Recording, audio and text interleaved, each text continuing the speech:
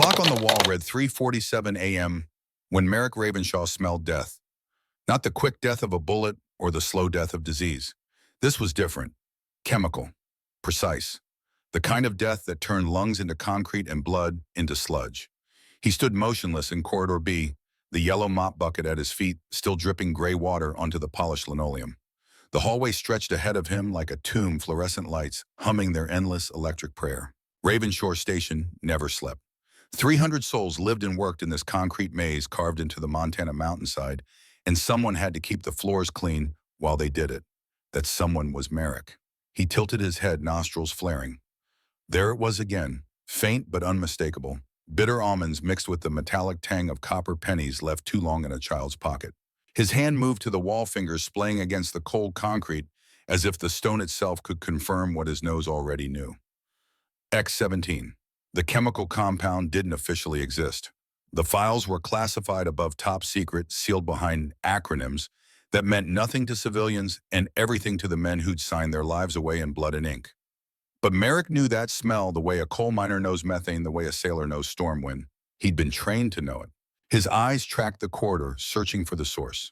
The overhead lights cast everything in that particular shade of institutional yellow-green that made healthy men look sick and sick men look dead. Door after door lined the walls, each marked with numbers and letters that told you nothing unless you had clearance. Lab A, Lab B, Lab C, Lab C. The smell was stronger there. Not a flood, not yet. Just a whisper. A promise of what was coming if someone didn't act. Merrick abandoned the mop bucket where it stood. The water would leave a stain on the floor. Someone would write him up for it in the morning. He didn't care. He was already moving his boots, making wet prints on the linoleum as he covered the 40 feet to Lab C in 8 long strides. The door was steel-painted the same institutional gray as every other door in the complex. A small window of reinforced glass sat at eye level, the kind that could stop a bullet but couldn't stop a man from seeing what lay beyond. Merrick looked through the glass. 3 bodies. They lay on the floor in positions that told a story.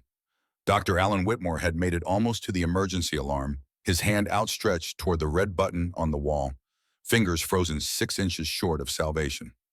Doctor. Sarah Chen had collapsed at her workstation, face down on the keyboard, a string of meaningless letters still displayed on her computer screen.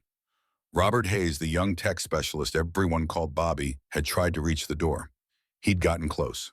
Real close. His body lay crumpled against the steel, one hand still gripping the handle that wouldn't turn because the electromagnetic lock had engaged the moment the contamination sensors detected the leak. Sensors that should have triggered an alarm. Sensors that had somehow stayed silent. Merrick's jaw tightened. His hand went to the door handle, then stopped. Training from another life, a life he'd spent 5 years trying to forget, screamed at him from the back of his mind. Don't open it. Don't breach the seal. You'll contaminate the entire corridor. You'll kill everyone in this section. He pulled his hand back. His eyes tracked to the emergency panel beside the door. Every lab in Ravenshaw Station had one. Big red button, impossible to miss, designed to be hit even by men wearing level A hazmat suits, with gloves thick as winter mittens. Someone had covered it with duct tape, not carefully, not professionally, just 3 strips of silver tape forming an X across the button, the kind of quick job a man does when he wants something to look accidental but doesn't have time for art. Merrick's mind raced. The leak wasn't an accident. The covered alarm wasn't an accident. Someone had wanted Lab C to fill with X-17. Someone had wanted these 3 people to die quietly, without sirens, without evacuation, without anyone knowing until the morning shift found the bodies. But they hadn't counted on Merrick.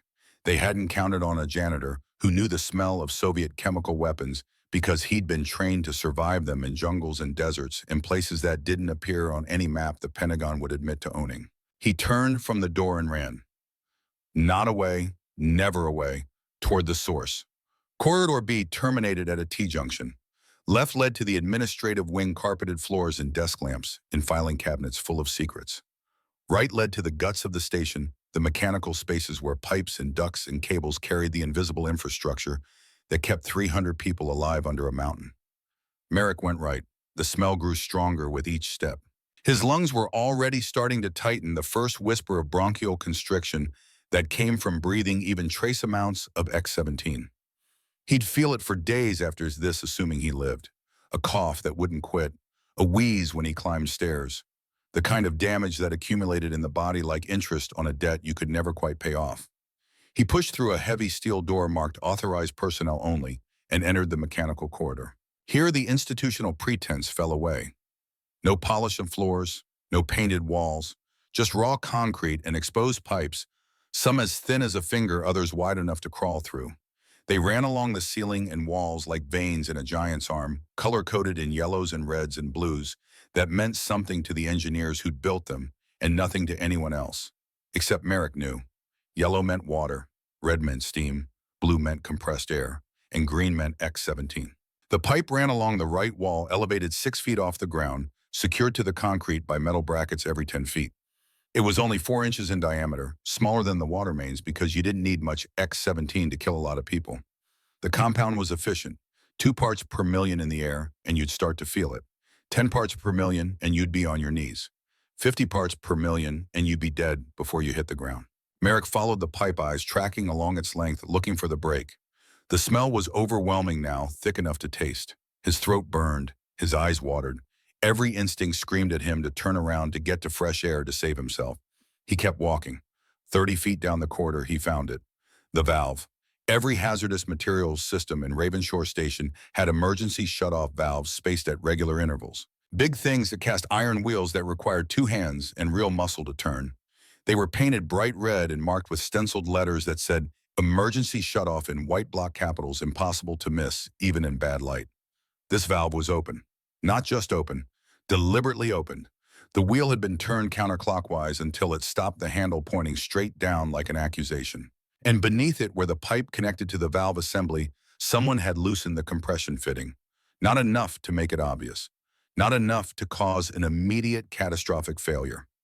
Just enough to let the yay leak out in a slow, steady stream that would fill Lab C over the course of an hour while the rest of the station slept. Merrick grabbed the wheel with both hands. The metal was cold against his palms, slick with condensation from the temperature differential between the gas inside and the air outside. He turned clockwise. The wheel resisted the threads binding slightly, metal scraping against metal, with a sound like teeth grinding. He put his back into it. The wheel moved. 1 rotation. 2. 3. The sound of escaping gas, a high-pitched hiss like a snake's warning, began to fade. 4 rotations. 5. His arms trembled with effort, not from the weight, but from the knowledge of what would happen if he lost his grip now, if the valve spun back open, if the leak became a flood. 6 rotations. 7. The hiss stopped. Merrick held the wheel for another moment, making sure, feeling for any vibration that would indicate continued flow. Nothing. The pipe was silent, sealed. He let go and stepped back. His hands were shaking, not from fear, from rage.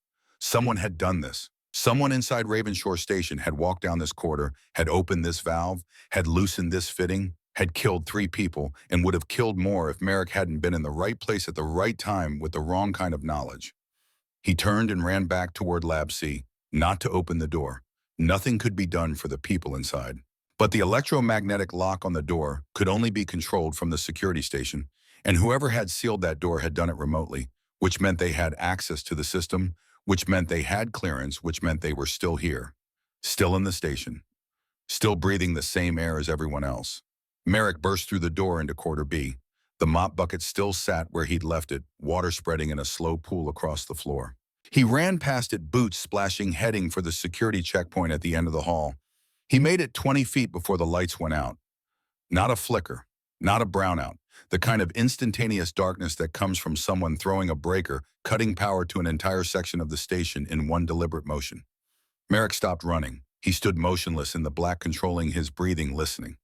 The mechanical hum of the ventilation system faded to silence. The fluorescent buzz of the lights died. All that remained was the sound of his own heartbeat and the distant groan of the mountains settling around them. And footsteps. Someone was running. Not toward him. Away. Fast. The kind of running a man does when he knows he's been discovered and the only thing left is escape. Merrick's hand went to his belt, a motion so automatic he didn't even think about it, reaching for the weapon that should have been there, the sidearm that every SEAL carried like a second skin. His fingers closed on empty air. He wasn't a SEAL anymore. Hadn't been for 5 years. Dishonorably discharged. Stripped of rank. Sent home with nothing but a duffel bag full of memories and a terminal case of guilt that no amount of whiskey could quite drown. Now he was just a janitor. But janitors don't stop chemical leaks. Janitors don't recognize Soviet weapons by smell. Janitors don't move through darkness like they own it muscle memory, guiding them along walls. They've only mopped 100 times feet, finding purchase on floors they could navigate blind. Merrick moved. He kept one hand on the wall, using it as a guide, letting his fingers trail across the concrete as he walked. The footsteps were getting fainter now, receding into the distance. He tried to track them to build a mental map of where the runner was going. Not toward the main entrance. That would mean passing through 3 security checkpoints, and whoever this was knew they'd never make it. Not toward the barracks. Too many witnesses, too many people who might wake up and wonder why someone was running through the halls at 4 in the morning. Toward the motor pool. The realization hit Merrick like cold water. The motor pool had a vehicle bay that opened directly to the outside, a massive rolling door that could be opened manually even without power. Get to a Jeep, drive out into the night, disappear into the Montana wilderness before anyone even knew to look. Merrick started running again. He knew this route. He'd walked it every night for 5 years, pushing a mop cart, emptying trash cans, being invisible, in the way that only the help can be invisible. 60 yards to the next intersection.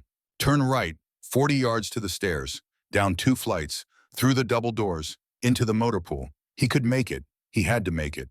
His boots hammered against the floor, the sound echoing off the walls in the darkness. His breath came hard and fast, not from exertion, but from the X-17 he'd breathed, the damage already spreading through his lungs like cracks in ice. He'd pay for this later. Assuming there was a later, he hit the stairs at full speed and nearly fell. His boot caught the edge of the first step wrong.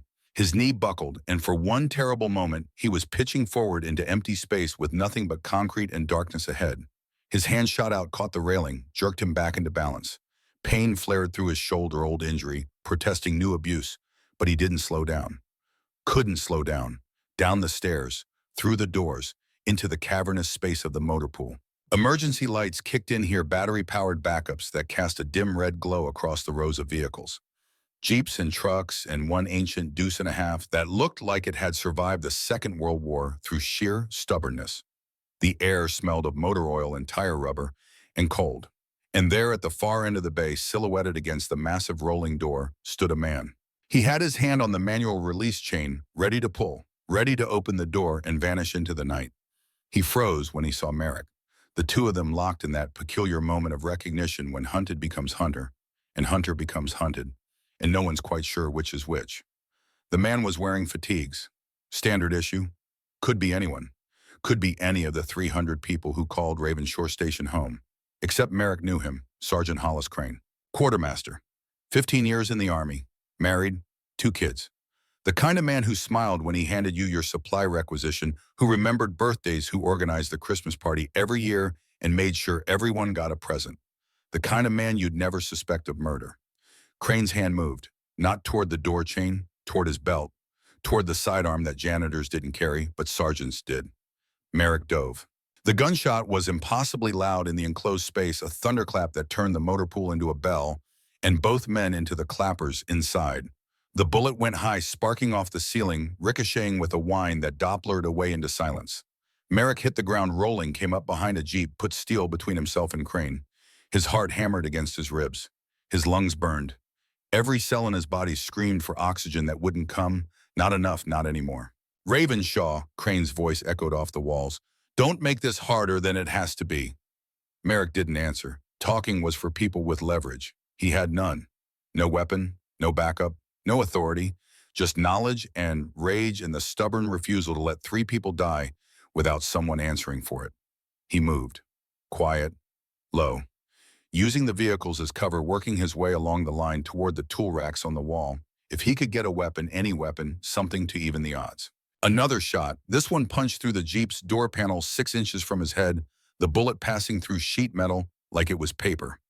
Crane was shooting blind, trying to flush him out. You don't understand what's happening here, Crane shouted. This is bigger than you, bigger than those 3 scientists. This is about the future. Merrick reached the tool rack.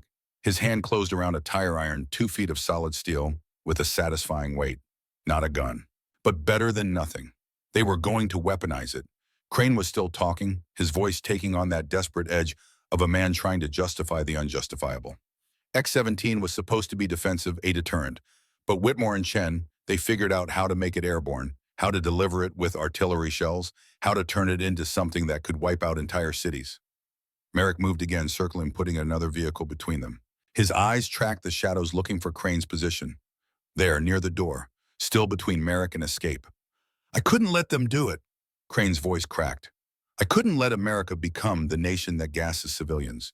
So I made a choice. I stopped them. And yeah, it cost 3 lives, but how many lives did I save? Hundreds. Thousands. Merrick stepped out from behind the truck. Crane spun, gun coming up, but Merrick was already moving. The tire iron left his hand in a flat spin, tumbling end over end across the 30 feet between them. It caught Crane in the shoulder, not the head like Merrick had aimed for, but close enough. The gun went flying, clattering across the concrete floor. Both men dove for it. Crane got there first. His fingers closed around the grip just as Merrick crashed into him, driving him back into the wall with an impact that knocked the air from both their lungs. The gun swung up. Merrick grabbed Crane's wrist with both hands, forcing the barrel away anywhere but at him. They struggled. Crane was younger, maybe 45, still had the strength of a man in his prime. But Merrick had been trained by people who understood that combat wasn't about strength. It was about leverage, about finding the joints and angles where force multiplied, where a smaller man could break a larger one if he knew where to press. Merrick drove his knee into Crane's thigh, targeting the nerve cluster on the inside of the leg. Crane's leg buckled. Merrick twisted, using Crane's own momentum against him, and suddenly they were both falling, tumbling to the ground in a tangle of limbs and desperation. The gun went off. The bullet punched through the motor pool's wall, through 6 inches of concrete and rebar out into the Montana night. The muzzle flash lit their faces for a fraction of a second, close enough that Merrick could see the fear in Crane's eyes, the knowledge that this wasn't going to end the way he'd planned. Merrick twisted the gun free. It was easier than it should have been. Crane's grip had weakened, his right hand suddenly useless, and it took Merrick a half second to realize why. Blood, Crane's shoulder, where the tire iron had hit. The impact had done more damage than Merrick realized, maybe broken the clavicle, maybe torn something important. Crane's entire right side was compromised. Merrick stood. He kept the gun pointed at Crane, but his hands were steady. Training muscle memory, the part of him that would always be a SEAL no matter what the discharge papers said. Crane looked up at him from the floor. You going to shoot me, Ravenshaw? Going to execute an unarmed man? Thought you were better than that. I'm better than that, Merrick said quietly. That's why you're going to live long enough to stand trial. He stepped back, maintaining distance, keeping the gun steady. His free hand reached for the radio clipped to his belt. Not his radio, the radio he'd taken from the security desk when he'd run past it, the one that connected to the whole station. He keyed the mic. This is Merrick Ravenshaw in the motor pool. I have a code red situation. We've had a chemical leak in Lab C, 3 confirmed casualties and 1 suspect in custody. I need medical, I need security, and I need Colonel Wolf down here right now. Static, then a voice crackling through the speaker. Ravenshaw, the hell are you doing on this channel? Saving lives, sir, Merrick said. Same as always. He kept the gun on Crane, kept his breathing steady, kept the rage locked down in the box where he'd learned to keep it, the place where all the anger and guilt and grief lived the price of being a man who'd killed his best friend and spent 5 years trying to make it mean something. Footsteps. Running. Lots of them. The station was waking up, 300 people spilling into the corridors, drawn by the gunshots and the radio call and the fundamental human instinct that says when something goes wrong, you move toward it, not away. The motor pool doors burst open. MPS first, weapons drawn, flashlights cutting through the red emergency lighting. Then medics with their bags and stretchers. Then Colonel Harrison Wolf, 55 years old and ramrod straight, a man who'd hit Omaha Beach at 19 and never quite left the war behind. Wolf took in the scene with one sweep. Merrick standing there with the gun, Crane bleeding on the floor, the bullet holes in the wall and ceiling. His face didn't change, didn't register surprise or shock, or anything at all. Lower the weapon, Ravenshaw, Wolf said quietly. Merrick did. He set the gun on the hood of the nearest Jeep, hands moving slow and careful, the way you move when you're surrounded by men with loaded weapons and hair triggers. Sir, Merrick said, Lab C is contaminated, X-17 leak. 3 dead. Sergeant Crane sabotaged the emergency valve in the mechanical corridor. I sealed it, but the lab is still hot. We need a hazmat team. Wolf's eyes narrowed. How do you know about X-17? Because I used to be someone else, sir. They stared at each other across the motor pool, colonel and janitor, officer and enlisted, the man who gave orders and the man who mopped floors. But in that moment, something passed between them, some recognition that went deeper than rank or station or the 5 years Merrick had spent trying to disappear. Get him out of here, Wolf said, gesturing to Crane. Medical bay under guard.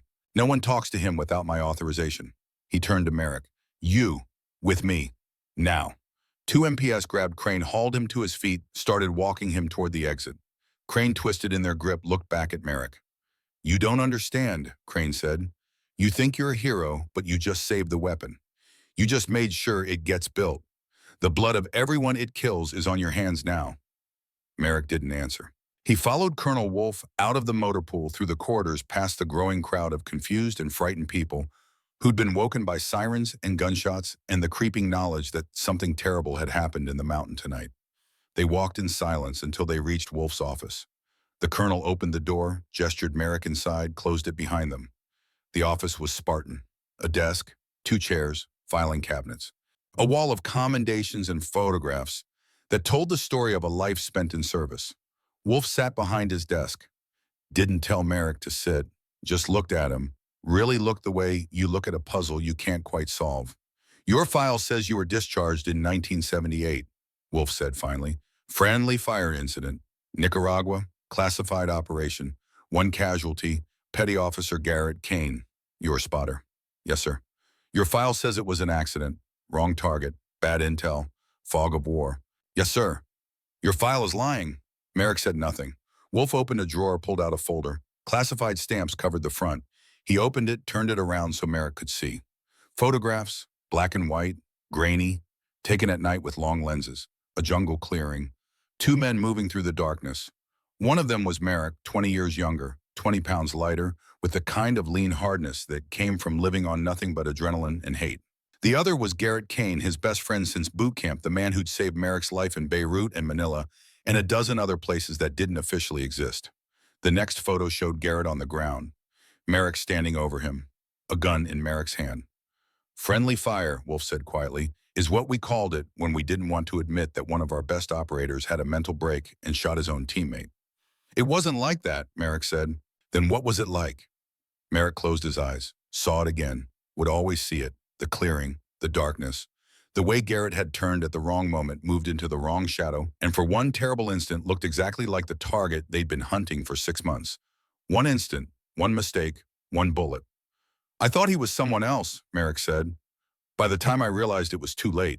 And they gave you a dishonorable discharge instead of a court-martial because the operation was classified and a trial would have exposed things the Pentagon didn't want exposed. Yes, sir. Wolf closed the folder, set it aside, looked at Merrick with something that might have been sympathy or might have been calculation or might have been both. Why are you here, Ravenshaw?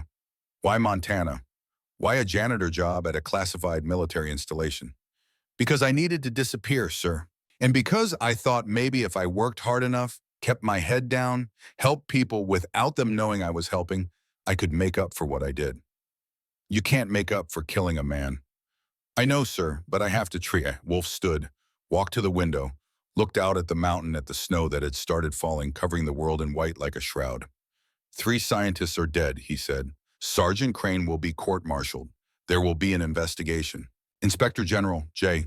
AG, probably CIA, they're going to want to know how a janitor knew about chemical weapons, how he recognized X-17 by smell, how he had the training to shut down a hazardous material leak without killing himself. I understand, sir. They're going to dig into your past, pull the file, find out who you really are. I know. Wolf turned back to face him. Or we could skip all that. You could tell me right now who you were, what you did, why I should trust you. Merrick met his eyes. Lieutenant Commander Merrick Ravenshaw, Naval Special Warfare Development Group, SEAL Team 6, Chemical Warfare Specialist, 63 combat missions across 4 continents. Trained to survive everything from sarin to VX to Soviet nerve agents we didn't even have names for. Honorably discharged would have been the truth if Garrett Kane hadn't died.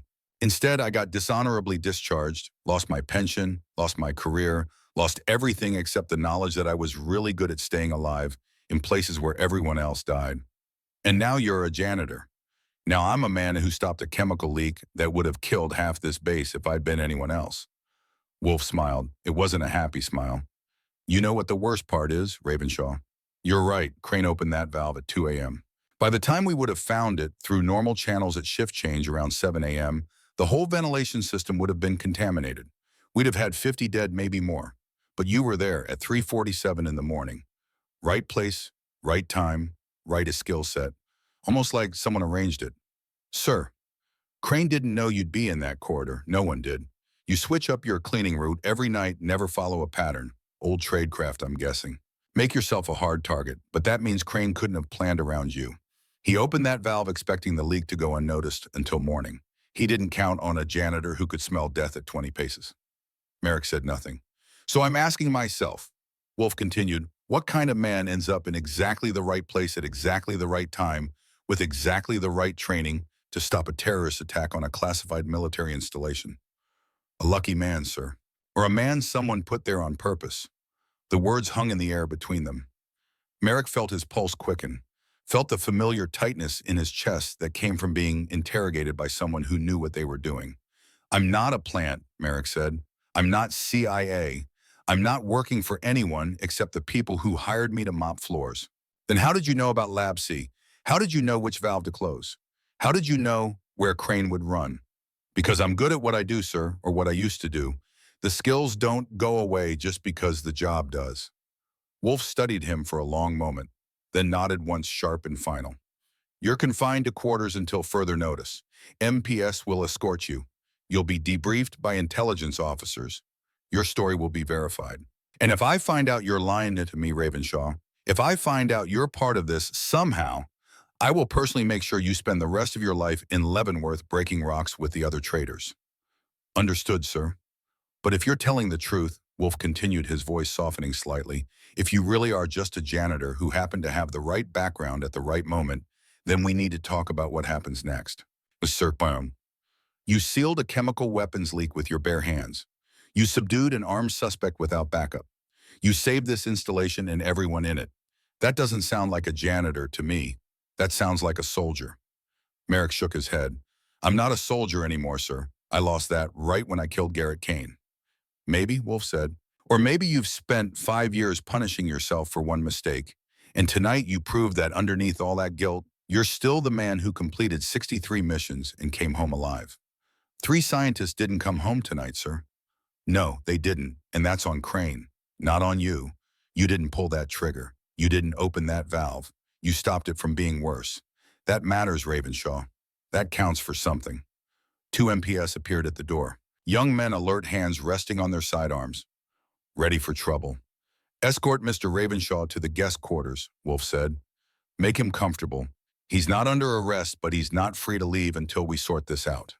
The MPs nodded. Merrick followed them out into the corridor. The station was chaos now. People running everywhere, sirens wailing, the steady mechanical voice of the emergency announcement system repeating the same message over and over. All personnel report to designated assembly areas. This is not a drill. They walked past Lab C. The door was sealed now with bright yellow tape, the kind that screamed hazmat in letters big enough to read from 100 yards. Through the window, Merrick could see shapes moving in full containment suits, collecting evidence documenting the dead. He forced himself to look away. The guest quarters turned out to be a small room with a bed, a desk, and a window that looked out over the mountain valley. Snow falling heavier now, turning the world into a white void. The MPS positioned themselves outside the door. Not quite guards, not quite jailers, something in between. Merrick sat on the bed. His hands were shaking, again, delayed reaction setting an adrenaline crash, hitting like a truck. His shoulder ached where he'd caught himself on the stairs. His lungs burned from the X-17. His head pounded from the stress and the fear and the creeping knowledge that nothing in his life would ever be simple again. He'd spent 5 years disappearing, 5 years being nobody, 5 years mopping floors and emptying trash and keeping his mouth shut. One night had undone all of it. He lay back on the bed, stared at the ceiling, thought about Garrett Kane, about the way his friend had looked at him in that jungle clearing, confusion turning to understanding, turning to forgiveness in the 3 seconds it took him to die. I'm sorry, Merrick whispered to the empty room. I'm so goddamn sorry. No one answered. Outside the window, snow continued to fall, burying the world in silence. Morning came without sleep.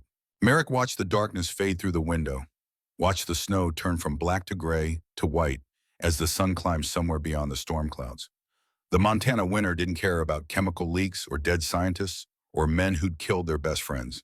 It just kept snowing steady and relentless, the way it had snowed for 1 million years before Ravenshore Station existed and would snow for 1 million years after. At 8 o'clock, the door opened. Colonel Wolfe stood in the frame, 2 paper coffee cups in his hands. He looked like he hadn't slept either. His uniform was crisp, perfectly pressed, but his eyes carried the weight of a night spent making calls to Washington, explaining how 3 of his scientists had died on his watch. "Walk with me," Wolfe said. It wasn't a request. Merrick stood, took one of the coffee cups. The heat felt good against his palm, grounding him in the physical world and pulling him back from the places his mind had wandered during the dark hours. They walked, not toward the administrative wing or the labs or anywhere official. Toward the east observation deck, a concrete platform that jutted from the mountainside like a ship's prow, offering a view of the valley below. In summer, you could see for 50 miles. In winter, in a storm like this, you could barely see 50 feet. Wolfe leaned against the railing. Snowflakes caught in his gray hair melted ran down his collar. He didn't seem to notice. "I made some calls last night," Wolfe said. "Talked to people who knew you, old commanders, team members. Even pulled your psych eval from after the Kane incident." Merrick said nothing, just waited. "You know what I learned," Wolfe continued, "that Garrett Kane's death broke something in you. The psychiatrist wrote that you showed signs of severe PTSD, survivor's guilt, suicidal ideation. Recommended you be committed for observation, but the Navy needed you gone more than they needed you healthy, so they gave you the discharge papers and a bus ticket and told you to disappear." "I'm aware, sir." "The file also says Kane's last words were, 'It's okay, Raven. You didn't know.'" Wolfe turned to look at him. "That true, yes, sir. He forgave you, on the spot. Dying on a jungle floor with a bullet in his chest, and he used his last breath to tell you it wasn't your fault. Doesn't make it not my fault, sir." "No," Wolfe agreed, "it doesn't. But it means Kane thought you were worth saving, even at the end, especially at the end." The wind picked up, driving snow horizontal across the observation deck. Merrick pulled his jacket tighter. The cold didn't bother him. He'd trained in conditions that made Montana winter look like spring vacation. But the memories did. They always did. "Why am I here, sir?" Merrick asked. "If you're going to throw me in the brig, just do it. If you're going to ship me back to civilian life, I can be packed in 10 minutes. "You're here because I need to know something," Wolfe said. "Last night you told me you came to Montana to disappear, to make up for what you did. But I don't buy it. Sir, men who want to disappear go to Alaska. They go to the oil fields or the fishing boats or the middle of nowhere. They don't apply for jobs at classified military installations. They don't put themselves in positions where their past might be discovered." Wolfe's eyes bored into him. "So I'm asking you straight, Ravenshaw, why are you really here?" Merrick looked out at the snow, thought about lying, thought about telling Wolfe what he wanted to hear. But 5 years of mopping floors had taught him something. Lies required energy, required maintenance, required you to remember what you'd said to whom and when. The truth was simpler. "Because I heard you were working on chemical weapons," Merrick said, "and I thought maybe if I was close to them, I could make sure what happened to Garrett never happened to anyone else. You came here to spy on us. I came here to help, sir, in the only way I knew how." Wolfe was silent for a long moment.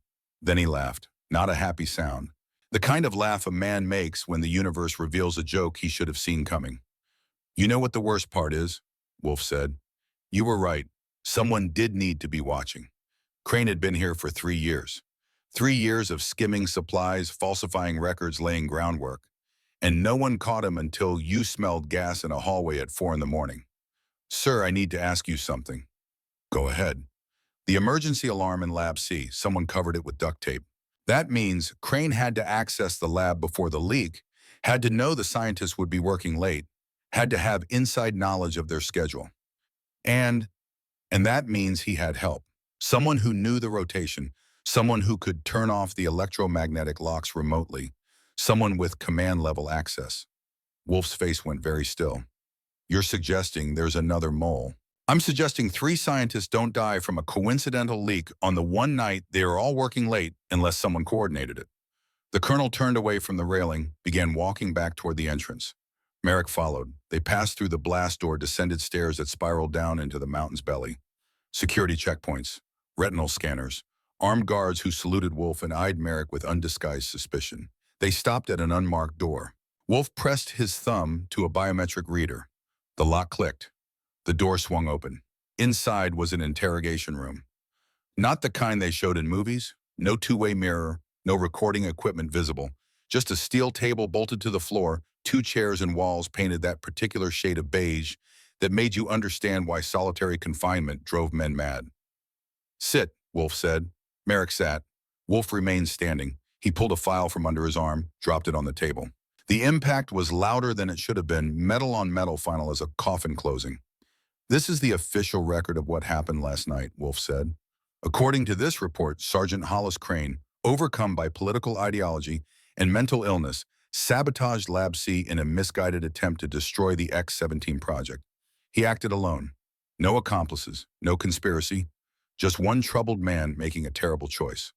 That's not what happened. No, Wolf agreed, it's not. But it's what's going to happen unless you convince me otherwise. Because right now, Ravenshaw, you're the only person saying there's more to this story. Crane isn't talking. The MPs didn't find anything in his quarters except $50,000 in cash and a one-way ticket to Mexico City. And the CIA is very interested in making this go away quietly. Why? Because X-17 isn't just a defensive weapon. It's leverage. The kind of leverage that keeps the Soviets from getting too ambitious in Europe or the Middle East or anywhere else they think about expanding. If word gets out that our security is compromised, that we can't protect our own research, then the whole program gets shut down and we lose our advantage. Merrick leaned back in his chair. So 3 dead scientists get swept under the rug. Forgotten.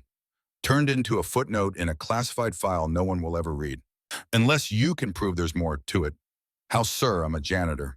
No clearance, no authority, no access to anything except mop buckets and industrial cleaner. Wolf smiled. It was not a kind expression. You were a janitor. As of 0600 this morning, you're something else. He pulled a second folder from inside his jacket. This one was thinner, newer. He slid it across the table. Merrick opened it. Inside was a security badge, his photo, his name. And underneath, in block capitals, security consultant, level 3 clearance. What is this your new job? Wolf said. I told Washington we needed an independent investigator. Someone with the skills to find what we're missing, but without the political baggage of being active military. Someone who understands chemical weapons and special operations and how to think like the enemy. They approved this. They approved 48 hours. After that, you turn in the badge and go back to being nobody. But for the next 2 days, you have access to everything except the director's private files. You can interview anyone, review any document, go anywhere in this facility. Why? Because I don't like loose ends, Ravenshaw, and because 3 scientists I was responsible for are dead.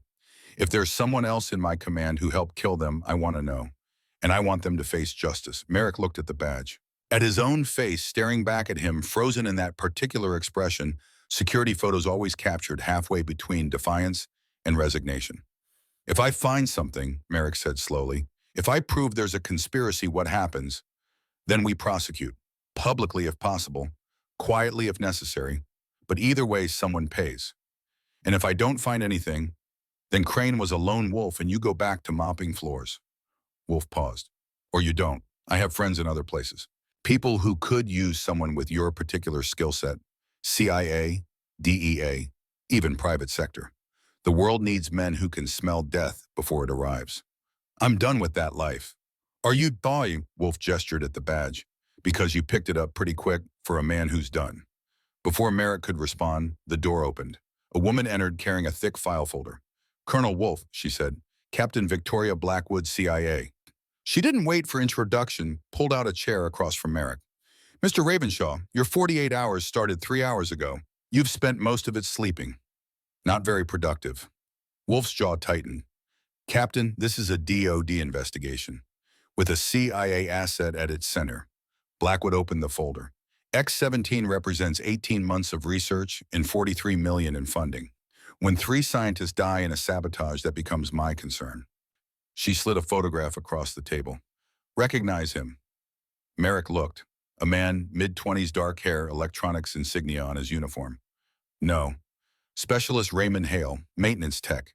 He disabled the Lab C camera 2 weeks before the leak, assigned by Sergeant Crane. She slid another photo. He's been AWOL since yesterday morning. Interesting timing. You think Hale was part of it? Merrick said. I think this conspiracy is bigger than one quartermaster with a conscience. Blackwood's eyes locked on his. The question is how big, and more importantly, who benefits from exposing it versus burying it.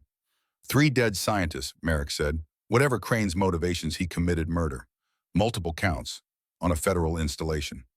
And yet, Blackwood said, pulling a tablet from her briefcase, his story checks out. Dr. Whitmore and Dr. Chen were working on delivery mechanisms, artillery shells, aerial dispersal, ways to deploy X-17 over large population centers. Crane found documentation, emails between the scientists and Pentagon officials discussing tactical applications. She turned the tablet around. On the screen was an email chain. Merrick recognized Whitmore's name in the sender field. The subject line read X-17 offensive capabilities, preliminary assessment. This doesn't justify murder, Merrick said. No, Blackwood agreed, but it complicates the narrative. Crane didn't kill to serve a foreign power. He killed to stop what he saw as an American atrocity in the making. There are no innocent people in weapons development, Blackwood continued, only degrees of complicity. Wolf stood abruptly. This interview is over. Captain Blackwood, you can observe the investigation, but you don't get to run it. Ravenshaw works for me. He reports to me. Blackwood stood as well. The agency has jurisdiction over all matters involving classified weapons programs, Colonel. I'm here as a courtesy. Don't make me turn it into a mandate. Try it. See what happens when I call the Pentagon and explain that CIA is interfering with a DoD murder investigation. They stared at each other across the table. 2 people who'd spent careers navigating bureaucratic warfare, each knowing exactly how far they could push before the other pushed back. Blackwood broke first. Fine. Ravenshaw has 48 hours. But I'm watching. She looked at Merrick. Don't disappoint me, Ravenshaw. The CIA doesn't like loose ends any more than Colonel Wolf does. Find the truth, whatever it is, wherever it leads. She left. The door closed behind her with a sound like a cell locking. Wolf exhaled slowly. Well, that was fun. She knows something, Merrick said, about the conspiracy, about who helped Crane. She's not here to observe. She's here to control the narrative. Maybe, or maybe she's exactly what she appears to be, an agency officer protecting her program. Wolf picked up the security badge, held it out. Either way, you've got 48 hours, starting now. Where do you begin? Merrick took the badge, clipped it to his belt. Where I always begin, with the bodies. The morgue was in the basement. 3 levels down past security checkpoints and blast doors in a space carved from solid rock that stayed cold year-round without need for refrigeration. The mountain itself was a tomb. The morgue just made it official. Dr. Sarah Chen. Dr. Alan Whitmore and Robert Hayes lay on steel tables under white sheets. The medical examiner, a tired-looking Army captain named Reeves, stood beside them with a clipboard and the expression of a man who'd seen too much death to be surprised by it anymore. Chemical asphyxiation, Reeves said, pulling back the first sheet to reveal Dr. Whitmore's face. X-17 works by binding to hemoglobin more efficiently than oxygen. The victim suffocates even though they're breathing. It's not a pleasant death. Merrick studied Whitmore's face. The man had been 42, married, 3 kids according to the personnel file Merrick had reviewed on the walk down. His eyes were still open, fixed on something only he could see, pupils dilated from the final moments of oxygen starvation. How long did they suffer, Merrick asked. Based on the concentration we measured in Lab C, 3 to 5 minutes from first exposure to unconsciousness. Another 2 minutes until cardiac arrest. They knew they were dying, if that's what you're asking. Did they try to escape? Reeves nodded, moved to the second body, Dr. Sarah Chen. She'd been found at her workstation, face down on the keyboard. Chen tried to send an email. We recovered it from her computer. Just 3 words, help, gas, Crane. She knew it was Crane. She saw him, or suspected him. The timestamp on the email was 3:52 a.m., 5 minutes after the leak started. She must have realized what was happening, tried to warn someone.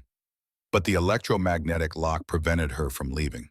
Yes. And the covered emergency alarm meant she couldn't trigger evacuation. She was trapped. They all were. Merrick moved to the third body. Robert Hayes, 29 years old, engaged to be married. He died reaching for the door, fingers still curled around the handle. This one fought longest, Reeves said quietly, made it all the way to the exit, but the door wouldn't open. The lock engaged at 3:48 a.m. before the leak even started. Someone locked them in before releasing the gas. On premeditation, without question. Merrick walked the length of the morgue processing. 3 people, Three different reactions to approaching death. Whitmore went for the alarm. Chen went for communication. Hayes went for escape. All three failed because someone had planned it that way. The electromagnetic lock, Merrick said. Who has the authority to engage it?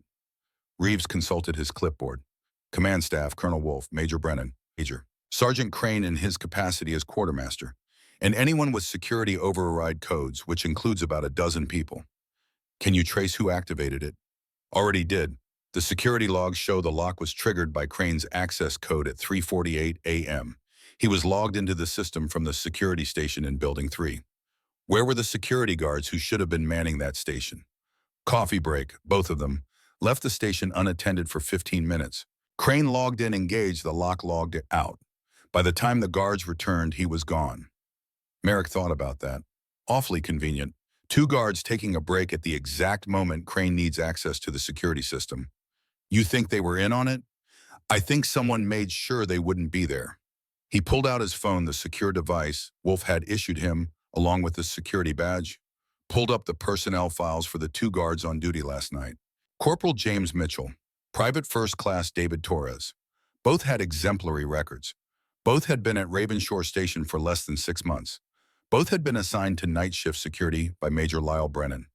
Merrick made a note on his phone. Then he turned back to the bodies, studying them one more time, looking for something, anything, the detail that didn't fit the evidence that everyone else had missed. His eyes caught on Dr. Chen's hands. Her fingernails, Merrick said. They're damaged, broken. Reeves came closer, examined Chen's hands. You're right. I noted that in my initial examination, but attributed it to death throes. Victims of asphyxiation often claw at their throats, their faces. The autonomous nervous system's final attempt to restore breathing. But her hands were on the keyboard, typing the email. She wouldn't have been clawing at her throat. Merrick bent down, looking closer. The nail on Chen's right index finger was broken below the quick. Fresh blood had pooled beneath it, dried now, dark as old rust. She was digging at something, Merrick said, before the email, before the gas reached fatal concentration. What was she trying to do? Reeves shook his head. The autopsy didn't reveal anything unusual. No foreign objects, no wounds except the damaged nails. Can I see her workstation, the one where she died? Lab C is still sealed. Hazmat hasn't cleared it yet. Then get me a hazmat suit. I need to see that room. 20 minutes later, Merrick stood in the anteroom outside Lab C being helped into a Level A containment suit by a technician who looked barely old enough to vote. The suit was heavy, cumbersome, the kind of thing you trained in for hours before you trusted it with your life. But Merrick had worn suits like this before in places where the air itself was a weapon. The technician checked the seals, verified the oxygen flow, gave him a thumbs up. Merrick opened the door. Lab C looked exactly like it had through the window last night, except emptier somehow. More final. The bodies were gone, removed to the morgue, but their shadows remained. Whitmore's position marked with tape on the floor, Chen's keyboard still displaying her final message. Hayes at the door, forever reaching. Merrick moved carefully, each step deliberate. The suit limited his mobility, his peripheral vision, his ability to sense the environment. But it kept him alive, and right now that seemed like a reasonable trade. He went to Chen's workstation first. The desk was standard government issue. Metal, 3 drawers on the right, computer monitor, keyboard, mouse. Nothing unusual, nothing out of place. Except, the bottom right corner of the desk had scratch marks, fresh ones. Wood grain torn away in parallel lines exactly the width of human fingernails. Merrick knelt, looked closer. The scratches weren't random. They formed a pattern. 3 distinct marks, each about 2 inches long, carved into the wood with desperate strength. Someone had tried to write something. He pulled out his phone, took photos, enhanced the image, played with the contrast until the scratches stood out clear. 3 letters. B-R-E. Chen knew, Merrick said aloud, his voice muffled by the suit's helmet. She knew who helped Crane. She tried to leave a message. B-R-E. Not a complete word, not a name, not exactly. But enough for someone who knew what to look for. Major Lyle Brennan. Merrick stood, his pulse hammered in his ears, competing with the hiss of his oxygen supply. Brennan was Wolf's second in command, the man who assigned guard rotations, the man who could ensure 2 security guards took a coffee break at precisely the right moment, the man who had command-level access to every system in Ravensshore Station. He had to tell Wolf, had to. His radio crackled. Ravenshaw, this is Colonel Wolfe. Return to my office immediately. We have a situation. Merrick's blood went cold. Sir, I've found evidence. Not over the radio. Get up here, now. The channel went dead. Merrick moved toward the exit, but something made him stop. Some instinct born of 63 combat missions, the voice in his head that had kept him alive when smarter men died. If Brennan was the mole, if he'd helped Crane kill 3 scientists, then he knew Merrick was investigating. Knew Merrick would eventually find evidence. And if Brennan had command access, he could track Merrick's movements through the base. Could know exactly where Merrick was at any given moment. Could arrange an accident. Merrick sealed the lab door behind him, stripped off the hazmat suit, clipped his security badge to his belt, but didn't activate it. If the badge had a tracker, and it almost certainly did, he didn't want Brennan knowing where he was going. He took the maintenance corridors, the paths he'd learned over 5 years of mopping floors. Routes that didn't appear on official maps, spaces between the official spaces where janitors and technicians moved invisibly through the installation's guts. It took him 20 minutes to reach Wolf's office. He came up through a service elevator, emerged in a corridor 2 doors down from the colonel's office, and stopped. The door to Wolf's office was open, not unusual by itself, but Wolf never left his door open when he was inside, never left himself exposed to interruption or observation. Merrick drew no weapon because he had no weapon, just his hands and his training and the certain knowledge that something was wrong. He moved to the doorframe, looked inside. Wolf sat at his desk, very still, too still. His face was gray lips, slightly blue eyes fixed on the middle distance. On the desk in front of him sat a coffee cup, still steaming. Merrick entered the room, checked Wolf's pulse. Weak, thready, breathing shallow, classic signs of poisoning. Something in the coffee. "Colonel," Merrick said, gripping Wolf's shoulder. "Can you hear me?" Wolf's eyes moved, focused on Merrick with effort. His lips moved. No sound came out. He tried again. "Bren? Nan?" Then his eyes rolled back and he collapsed forward onto the desk. Merrick grabbed the phone, dialed medical. "This is Ravenshaw. I need an emergency medical team to Colonel Wolf's office. Possible poisoning. Officer down." He set the phone down without waiting for a response. Pulled Wolf from the chair, laid him on the floor, checked his airway. Still breathing, still alive, but barely. Footsteps in the corridor. Running. Merrick looked up, expecting medics. Major Lyle Brennan stood in the doorway. He looked at Wolf on the floor, at Merrick kneeling beside him, at the coffee cup on the desk, and he smiled. "Well," Brennan said quietly, "this is unfortunate." His hand moved to his sidearm. Merrick was already moving, not toward Brennan, toward the desk. He grabbed the coffee cup, hurled it at Brennan's face. Hot liquid sprayed. Brennan flinched, hands coming up instinctively to protect his eyes. Merrick hit him low and hard, driving his shoulder into Brennan's midsection, carrying them both out into the corridor. They crashed into the opposite wall, hard enough to crack the drywall. Brennan's gun clattered to the floor. Both men lunged for it. Merrick got there first. His fingers closed around the grip. He rolled, came up, aiming. Brennan was gone. Running, down the corridor toward the east wing, toward the mechanical spaces, toward the place where this had all started. Merrick hesitated for only a heartbeat. Wolf was dying on the office floor. The medics would arrive any second. Brennan was escaping. If he got away, if he disappeared into the mountain's guts, they'd never prove the conspiracy. Crane would take the fall alone, Brennan would vanish. The decision took less than a second. Merrick ran after Brennan. Behind him, he heard voices. Medics arriving, someone shouting orders. But he didn't stop. Couldn't stop. This ended now, one way or another. The corridor blurred past. Emergency lights cast everything in red. Somewhere an alarm began to sound, the steady mechanical shriek that meant the base was going into lockdown. Ahead, Brennan burst through a door. Merrick followed. They were in the mechanical spaces now, the same corridors where Merrick had stopped the X-17 leak 12 hours ago. Pipes overhead, concrete underfoot. The mountain's bones laid bare. Brennan turned left, right, left again. He knew these spaces too. Knew them well enough to navigate at a run. He was leading Merrick somewhere. The realization came too late. Brennan rounded a corner. Merrick followed and stopped. Dead end. A utility closet. Mops, buckets, chemical supplies. Nowhere to run. Brennan stood at the far end, back against the wall, breathing hard. And in his hand, raised and ready, was a canister. X-17. "Don't," Merrick said. "Brennan, don't do this."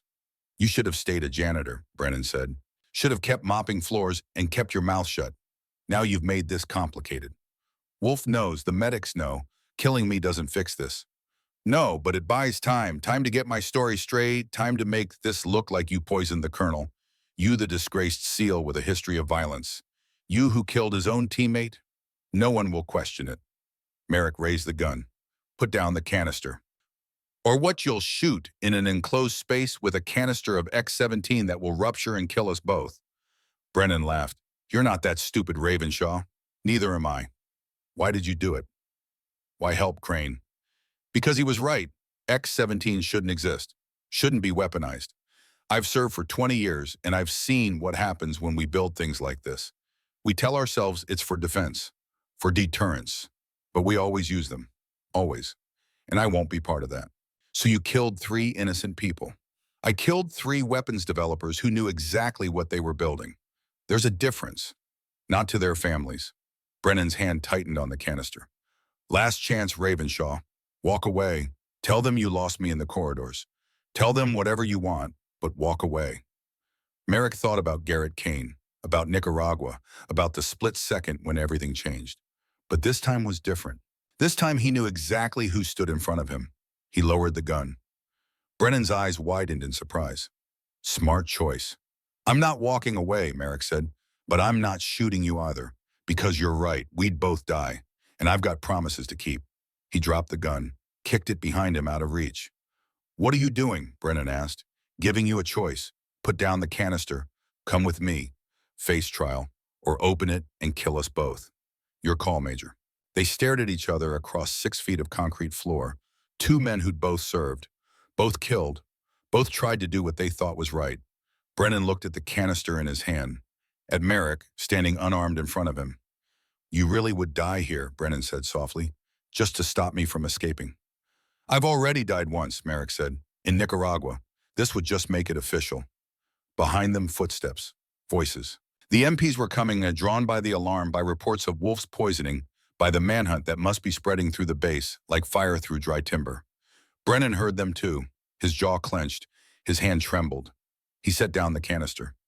I'm sorry, he said, about your friend, about Garrett Kane. Crane told me what happened, about the jungle, the mistake. I'm sorry you've had to carry that. We all carry something, Merrick said. The trick is not letting it make us into monsters.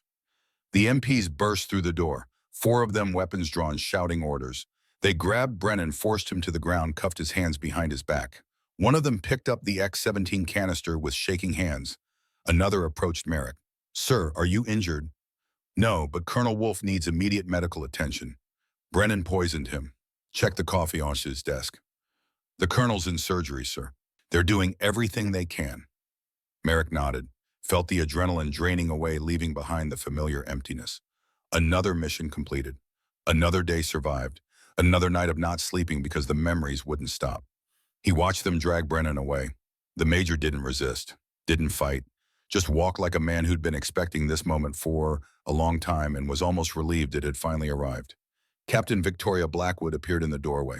She looked at Merrick, at the canister of X-17, at the gun on the floor.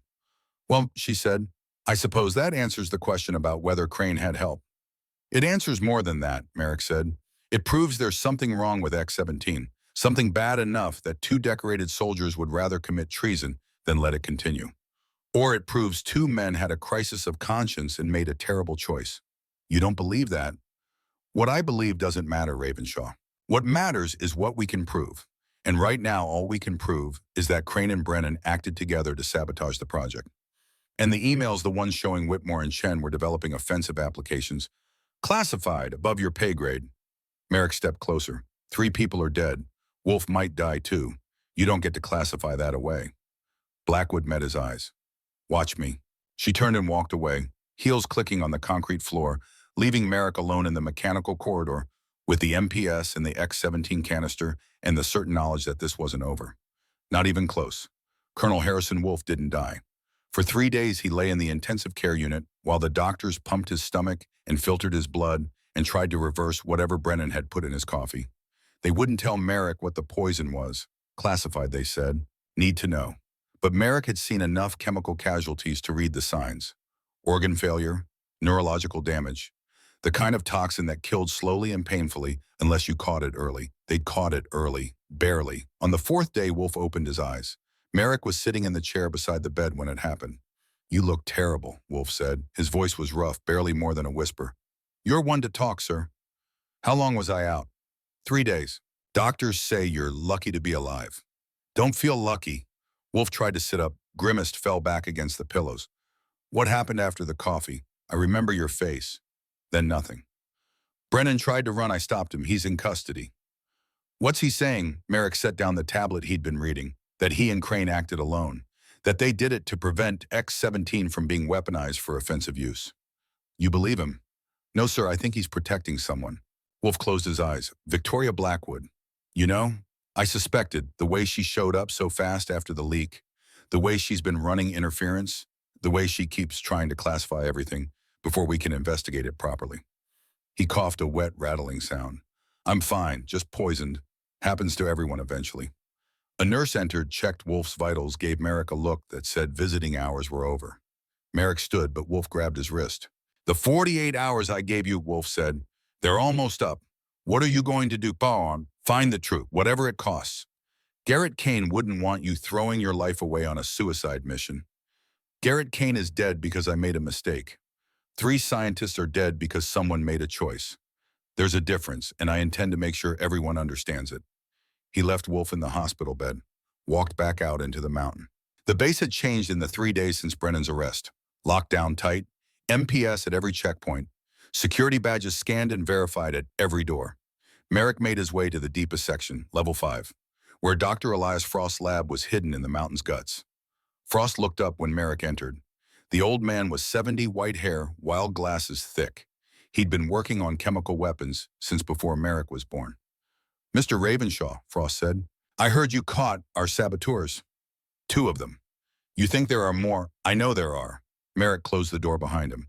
Doctor, I need to ask you about X-17, about what it was designed to do. Frost set down the beaker he'd been holding. That's classified. 3 of your colleagues are dead. Wolf almost died. I'd say classification is secondary to survival. The old man was quiet for a moment. Then he sighed, walked to his desk, pulled out a folder so worn the edges had gone soft. X-17 was never supposed to be a weapon, Frost said. It was supposed to be an antidote. Merrick blinked. Antidote to what? To Soviet nerve agents, VX, sarin. The Russians were developing compounds we couldn't counter. We created X-17 to neutralize them. It worked in rats, worked in monkeys. We thought we'd solve the problem. But, Frost opened the folder. Inside were lab results. But the compound had an unexpected property. In high concentrations, X-17 itself became toxic. Not immediately, gradually. It would accumulate in fatty tissue. 5 years after exposure, maybe 10, the subject would develop cancer, neurological disorders, organ failure. Merrick felt cold spreading through his chest. The gas I breathed, when I sealed the valve, how much did I absorb? Frost looked at him with something like pity. Trace amounts. Probably not enough to trigger the long-term effects. Probably. But you don't know. No one knows.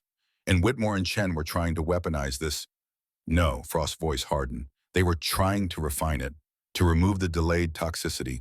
But someone in the Pentagon saw the offensive potential, saw that a weapon with a 5-year fuse could be deniable, untraceable, perfect for asymmetric warfare. That's why they did it, Merrick said quietly. Crane and Brennan. Because they saw what we were becoming. They killed 3 people who were trying to fix it, Frost snapped. Whitmore and Chen weren't monsters. They understood the ethical implications. They were working to neutralize the delayed toxicity. Does Blackwood know that? Frost laughed bitterly. Captain Blackwood knows everything. She's reviewed every report, every equation, every test result. She knows the Pentagon wants a weapon, not an antidote. So she's protecting the program. She's protecting her career. X-17 is her project. Whitmore and Chen's research threatened that. Threatened to prove the whole thing was too dangerous to use. So Frost stopped. His eyes widened. She what? Merrick pressed. The old man's face crumpled. She ordered me to falsify the research. 3 months ago, told me to remove the data about delayed toxicity. I refused. She threatened to end the program, to fire everyone. But you didn't do it. No, I told Whitmore and Chen. We agreed we'd go public if we had to. Whistleblow. Contact Congress. Whatever it took to stop X-17 from being weaponized. And Blackwood found out. Frost nodded miserably. The leak happened 2 days after we made that decision. 2 days after we agreed to expose the truth. So Blackwood didn't just protect the program after the fact. She orchestrated the whole thing. I can't prove it, but the timing, it's too convenient to be coincidence. One more thing, Merrick said. Raymond Hale, the maintenance tech who disabled the camera. Where is he? Frost's face darkened. Dead. They found his body in the woods 3 days ago. Suicide, they're calling it. Single gunshot to the head. Blackwood. Can't prove it, but the timing. Frost shook his head. Hale was the loose end. He didn't know he was part of a murder conspiracy, just thought he was helping Crane with security upgrades.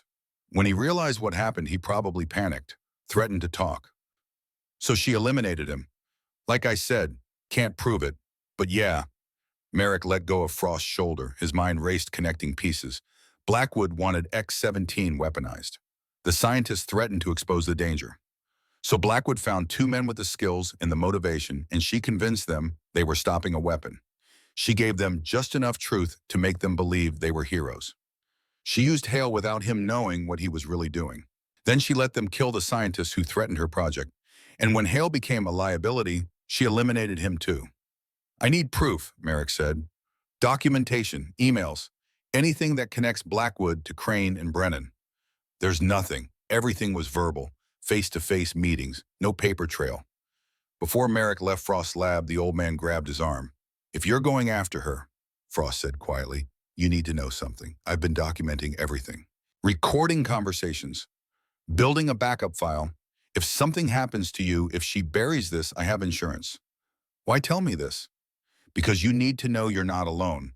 And because if she gets to you before you get to her, Frost pulled out his phone, I'll make sure the truth gets out, one way or another. Merrick nodded. Be careful, doctor. She's already killed 4 people. A 5th won't slow her down. I'm 70 years old, Mr. Ravenshaw. Death doesn't scare me anymore. Silence does. Everyone leaves a trail. Merrick pulled out his phone, made a call. This is Ravenshaw, security consultant. I need access to all classified communications for the past 6 months, specifically anything involving Captain Victoria Blackwood. 3 minutes later, his tablet buzzed. The files arrived. He started reading while he walked. Most of it was bureaucratic noise, but buried in the routine, Merrick found the anomalies. 3 emails from Blackwood to Pentagon brass marked eyes only, dated 2 weeks before the leak. The first recent developments suggest primary research team may present obstacles to planned deployment timeline, recommend contingency measures. The second research team unwilling to proceed with offensive applications. Alternative personnel may be required. Request authorization to implement security protocols. The third sent 5 days before the leak, contingency measures approved. Implementation timeline 72 hours. All evidence will be sanitized. Merrick stopped walking. Blackwood had planned it, all of it. She'd gotten approval from the Pentagon to eliminate obstacles. She'd found Crane and Brennan and turned them into weapons. The leak wasn't terrorism. It was assassination. Sanctioned by the highest levels of the United States government.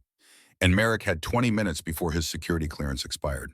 He reached Building 2, the officers' quarters. Blackwood's room was at the end of the hall. He walked past it, turned the corner, found the maintenance access panel. Inside was a crawl space, 18 inches high, running the length of the building. Merrick dropped to his stomach, pulled himself forward with his elbows, counted doors, 1, 2, 3. Blackwood's quarters. He found the ventilation duct, unscrewed it from inside, lowered himself down. The quarters were Spartan, bed, desk, closet, no personal effects, except the desk. Merrick went to it, opened the drawers, found what he was looking for in the bottom right. A folder, unmarked. Inside were documents, handwritten notes, meeting records, and photographs, 3 of them. Dr. Alan Whitmore, Dr. Sarah Chen, Robert Hayes. Each photo had a red X through the face. Merrick's hands shook as he pulled out his phone, photographed every page, every note, every piece of evidence. The lights in the room flickered, not a power outage, a signal. Merrick spun toward the door just as it opened. Blackwood stood there, but she wasn't alone. 2 MPS flanked her, weapons drawn. Step away from the desk, Mr. Ravenshaw, she said calmly. Merrick's hand was still on his phone. The photographs uploaded, sent to where he'd configured the server to forward to Wolf's email. But Wolf was in ICU. The evidence is already out there, Merrick said. Is it? Blackwood stepped into the room. Sergeant Powell is very loyal to the agency. He sent your request directly to me, every file you accessed. I've been watching you build your case for the last hour. She gestured to the MPS. Escort Mr. Ravenshaw to detention. Charges unauthorized access, breaking and entering conspiracy to compromise national security. You killed 4 people, Merrick said. I protected a program worth more than 4 lives. The difference between us, Ravenshaw, is that I understand the math. You're still counting bodies. The MPS moved forward. Merrick's mind raced. No weapon, no backup, no way out except the window. He grabbed the desk lamp, hurled it at the glass. The reinforced pane cracked but didn't shatter. The MPs lunged. Merrick grabbed a chair, swung it like a bat. Blackwood drew her sidearm. Don't! Merrick didn't stop. He threw himself at the window, shoulder first. The crack widened. Pain exploded through his arm, but the glass gave way. He went through into the Montana night. 3 feet down. Snow cushioned his fall, but not enough. His shoulder screamed, possibly dislocated. He rolled, came up running. Alarms, searchlights, voices shouting coordinates. Merrick ran toward the darkness, toward the tree line 200 yards away. Gunshots, not at him. Warning shots, high. They didn't want him dead. They wanted him contained. Merrick kept running. The tree line loomed ahead. Darkness, cover. 50 yards, 30. Headlights blazed to life. A Jeep roared around the corner, cutting him off. MPS poured out. Merrick changed direction, sprinted toward the motor pool. Another Jeep, another squad. Trapped. Merrick stopped running, turned in a slow circle. MPS closing from 3 sides. Searchlights pinning him. Blackwood's voice echoed from a loudspeaker. Mr. Ravenshaw, you have nowhere to go. Put your hands on your head. Merrick looked at the mountain, at Ravenshaw Station carved into its flank. He thought about Garrett Kane, about Nicaragua, about mistakes and choices and the difference between them. He put his hands on his head, but he didn't kneel. I want Colonel Wolfe, Merrick shouted, and I want a lawyer, and I want every word of this recorded. Blackwood emerged from the shadows, gun lowered, almost smiling. Lawyers are for civilians, Mr. Ravenshaw. You're on a military installation, and as of right now, you're a threat to national security. She nodded to the MPs. Take him to the black cells. Solitary. No communication. The MPS moved in. Merrick didn't resist. As they cuffed his hands behind his back, he caught Blackwood's eye. You haven't won, he said quietly. Haven't I? She stepped closer. You have no evidence, no allies. Wolfe is dying. Your credibility is destroyed. And even if you talk, who's going to believe the janitor who killed his best friend? She turned to the MPs. Get him out of my sight. They dragged him toward the detention block. Merrick didn't fight, didn't speak. But as they pulled him into the mountain, he saw something that made him smile. Standing in the shadows near the medical building, watching everything, was Dr. Elias Frost. The old man held up a phone. Recording. The mountain swallowed Merrick whole, but the truth was already spreading, and this time no one could classify it away. 6 months later, Merrick Ravenshaw stood on the observation deck at Ravenshaw Station, watching the sun rise over the Montana Valley. The base looked different now, cleaner somehow, like a wound that had finally healed. Colonel Wolfe stood beside him, still moving slowly but alive. Recovered. The Senate hearings start next week, Wolfe said. They'll want you to testify. I know. Blackwood's lawyers will tear you apart. They'll bring up Nicaragua, Garrett Kane, everything. Let them. Why how? Merrick looked at the mountain. Because 3 people died here, and someone needs to make sure it meant something. Wolfe nodded. The X-17 program is being shut down. Pentagon orders. Frost's testimony sealed it. Good. They're offering you your rank back. Full reinstatement. Honorable discharge on record. Merrick was quiet for a long moment. What about Crane and Brennan? Reduced sentences. 20 years instead of life. The truth about what they were trying to stop. It mattered. To the judge. To the jury. And Blackwood. Facing trial, multiple counts. Murder, conspiracy, obstruction. She won't see daylight for 30 years. And Hale? The investigation confirmed it. Murder disguised as suicide. They're adding it to Blackwood's charges. Merrick turned from the railing. I'll testify. I'll do whatever it takes, but I don't want my rank back. Why not? Because I'm not that man anymore. Haven't been since Nicaragua. This just proved I can still do the job when it matters. But I don't need a uniform to do that. What will you do? Merrick looked at the valley, at the world beyond the mountain. Find another place that needs a janitor who knows how to smell death before it arrives. One more thing, Wolfe said. Your medical results came back. The X-17 exposure. Merrick's jaw tightened. And Frost ran the numbers. Your exposure was below the threshold. You're clean. Wolf paused. Probably. He says there's a 5% chance of complications in 10 years. But 5% is better than the alternative. Guess I got lucky. Third time now? Merrick smiled. Yeah, third time. Wolf smiled. The world needs more men like you, Ravenshaw. The world needs more men who are willing to stand up when everyone else looks away. I just happened to be in the right place at the right time. 3 times now. Yeah, 3 times. They stood in silence, watching the sun climb higher, burning away the last of the night. Somewhere in the valley below, the world kept turning. Wars kept being fought. Secrets kept being buried.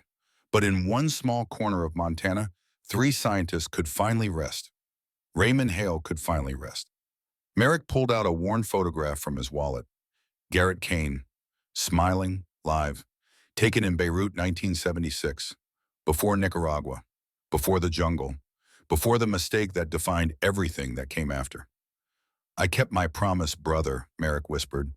Made it mean something. He tucked the photo away, turned from the railing. The ghost who'd spent 5 years trying to disappear had finally found something worth being visible for. Not redemption. You couldn't redeem the dead, but purpose. And for a man like Merrick Ravenshaw, purpose was enough. The truth was enough.